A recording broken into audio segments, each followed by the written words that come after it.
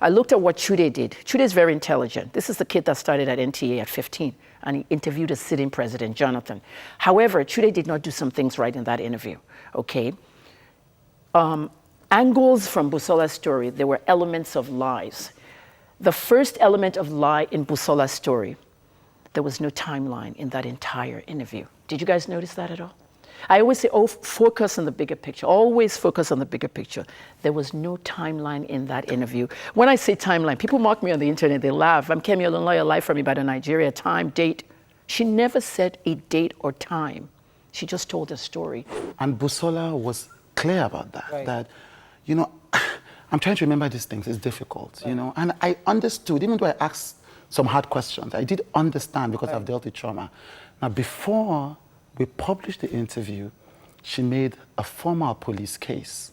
Oh, now, before we published the interview. And in that police case, all the facts were clearly stated. The first thing I did when I wanted to start this investigation, I sent a message to Chude Dakolo. Actually, I sent a message to Busola. Hi, Busola, this is Kemi Olunloyo, investigative journalist. I just watched your interview. I'd like to speak to you. I took it, I copied it, I pasted it. Timmy, I just sent this to your wife with my phone number, my personal phone number. The next day, my phone number was online. Kemi Dakolo released my DM in Instagram to the world. And also, I wanted to just clear Timmy's name because I think this is important. Timmy did not post Kemi's DM publicly.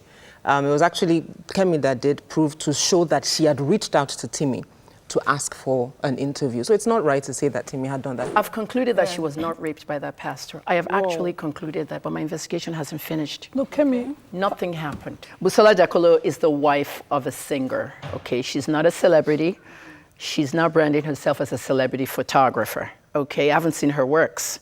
This is an attempt to really use clout to become bigger.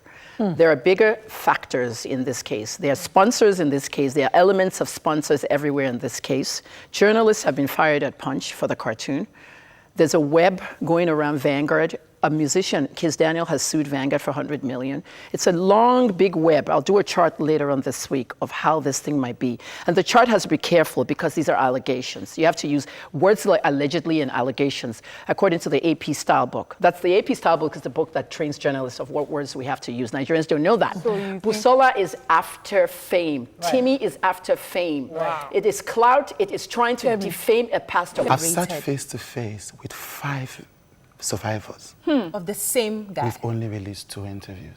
Wow. So let's all be clear. So, okay. So when somebody says, have I done my due diligence? When I listen to 5 people who don't know themselves and they establish the same pattern, the same case, and they don't even want to be published. They're saying, only tell my story if it will help. That's why we've held it. I'm not interested in getting views or traffic, or I'm not even the one that did the other interviews. I only sat in. It should be noted that the opinions of our guests does not reflect that of TVC Communications. That's all we can take. We'll see you tomorrow. Have a pleasant day. Bye-bye.